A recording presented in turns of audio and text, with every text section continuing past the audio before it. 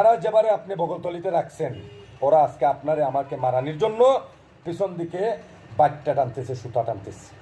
আপনি দেখবেন একটা পোস্ট বঙ্গবন্ধুর দেশত শেখ হাসিনার বা আপনার ছবি নিয়ে তারা ফেসবুকে করে না, পুলিশকে ডরাইয়া।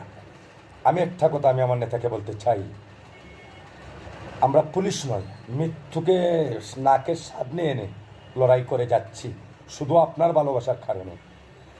আপনি এইরকম মানুষের পাশ থেকে সরে আসেন, এরকম মানুষের পাশে আপনি যাওয়ার কোনো প্রয়োজন আমি মনে করি না।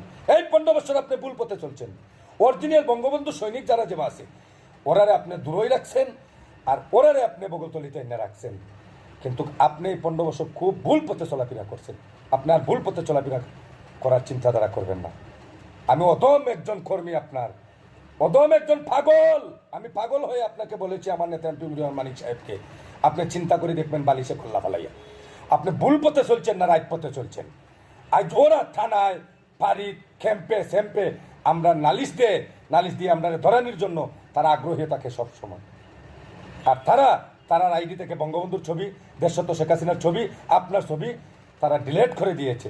আমরা ডিলেট করতে পারবো না, আমরা অরিজিনাল বঙ্গবন্ধুর সৈনিক। আমার নেতা এমপি মিজানুর মানিক সাহেবের জয় হোক কামনা, এটা আমি চাই।